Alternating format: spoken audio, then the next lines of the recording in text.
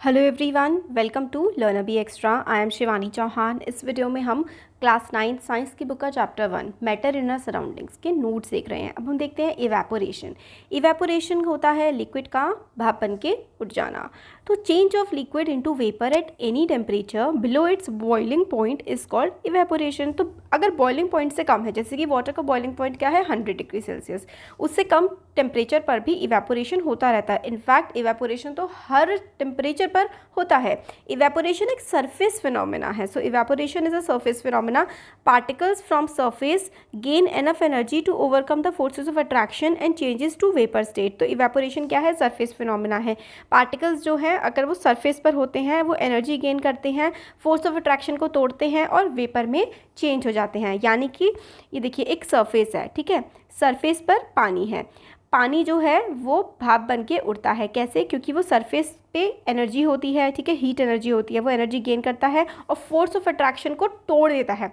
कोई भी पार्टिकल है, जैसे कि पानी ही है, पानी के जो पार्टिकल्स हैं उसके अंदर पानी में उसके बीच में फोर्स ऑफ अट्रैक्शन होता है, यानी कि एक दूसरे से वो जुड़े हुए होते हैं। जब उसमें हीट होती है, जब उसमें गर्मी दी जाती है तो फोर्स ऑफ अट्रैक्शन टूटता है और पानी जो लिक्विड स्टेट में होता है वो वेपर में चेंज हो जाता है।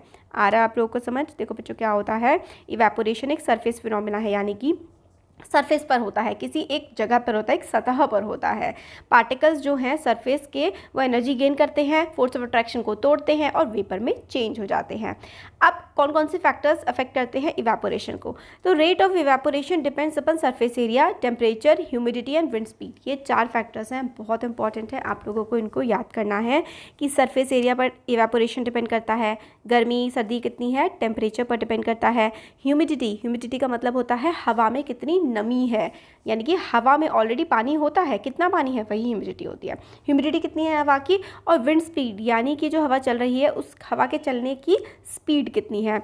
अब किस किस फैक्टर्स पे डिपेंड करता है? अगर surface area increase in surface area increases the rate of evaporation.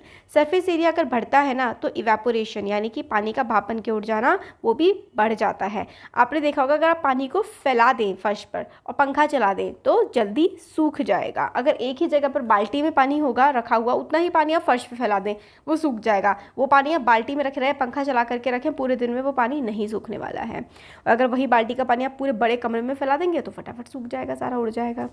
तो यही होता है, सरफेस एरिया अगर बढ़ जाता है तो रेट ऑफ इवेपोरेशन भी बढ़ जाता है।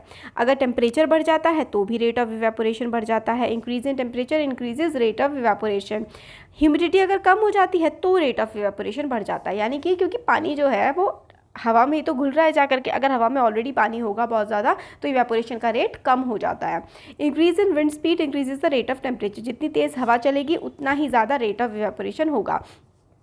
तो देखो, सरफेस बढ़ेगा तो इवेपोरेशन बढ़ेगा, टेम्परेचर बढ़ेगा तो इवेपोरेशन बढ़ेगा, विंड स्पीड बढ़ेगी तो इवेपोरेशन बढ़ेगा। बस एक है कि ह्यूमिडिटी अगर कम होगी तो इवेपोरेशन बढ़ेगा, ये वाला ह्यूमिडिटी कम होगी तो बढ़ेगा, ये थोड़ा इन तीनों से अलग है। इवेपोरेशन पानी का भाप बन के उड़ जाना। हाई एनर्जी होगी तो बहुत ज़्यादा इवेपोरेशन होगा। अगर पार्टिकल्स में एनर्जी काफ़ी हाई होगी तो इवेपोरेशन होगा।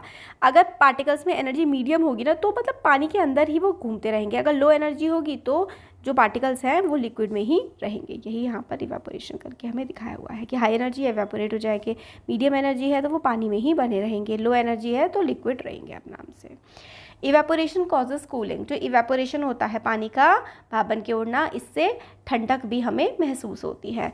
तो व्हेन अ लिक्विड इवेपोरेट, जब लिक्विड इवेपोरेट होता है particles of liquid absorb heat from surrounding and evaporate so the surrounding become cold. तो लिक्विड जो है, जब पानी क्या होता है, भाप बन रहा होता है तो पार्टिकल्स जो होते हैं लिक्विड के अंदर जो पार्टिकल होते हैं वो आसपास की हीट को एब्जॉर्ब करते हैं सराउंडिंग से और भाप बन के उड़ने लगते हैं। So the surroundings become cold. तो आसपास का एरिया क्या हो जाता है, कोल्ड हो जाता है, यानी कि ठंडा हो जाता है। जब आप अपने हाथ पर, वो थिनर होता है ना, स्पिरिट जिससे बोलते हैं, अपने हाथ पर डालिए वो उड़ जाएगा तो आपका हाथ फिर ठंडक महसूस करता है, क्योंकि जो आपके हाथ की हीट थी ना वो भाप बन के अब उड़ चुकी है। तो people sprinkle water on the roof और open ground because during evaporation water absorbs heat makes the hot surface cool. तो पानी छिड़कते हैं लोग छत पे ताकि ठंडक हो जाए, क्योंकि क्या होता है कि जितनी भी सारी गर्मी होती है वो पानी के साथ उड़ जाती है और नीचे का सरफेस ठंडा हो जाता है। During summer we sweat more because during evaporation the sweat absorbs heat from our body making the body cool. पसीना आता है गर्मियों में बहुत ज़्यादा, फिर पसीना जब शरीर से बाहर निकलता है तो गर्मी बाहर निकल जाती है और शरीर ठंडा फील होता है। Wearing cotton cloth in summer keep us cool because cotton absorb sweat and when the sweat evaporate it absorb heat from our body making the body cool. गर्मियों में हम लोग कॉटन के कपड़े पहनते हैं क्योंकि कॉटन जो है वो पसीने को एब्जॉर्ब कर लेता है और फिर वो भाप बन के जब उड़ता है पसीना तो हमारी बॉडी ठंडी हमें फील होती है। How evaporative cooling work. तो इवेपोरेटिव कूलिंग मतलब इवेपोरेशन से कूलिंग कैसे होती है। देखो ये एक मतलब खसखस है जो होता है ना कूलर में लगा हुआ होता है, गर्म हवा आती है, इसमें पानी है, ठीक है, पानी भाप बन के उड़ता है और पानी जब भाप बन के उड़ता है तो हमारा सरफेस जो है वो ठंडा हो जाता है और ठंडी हवा फिर हमें फील होती है। ठीक है, ये बहुत इंपॉर्टेंट है कि गर्म हवा आई, पानी भाप बन के उड़ा और फिर जो हवा फिर जाएगी, जब पानी भाप बन के उड़ चुका है उसके बाद जो हवा निकलेगी वो ठंडी निकलेगी।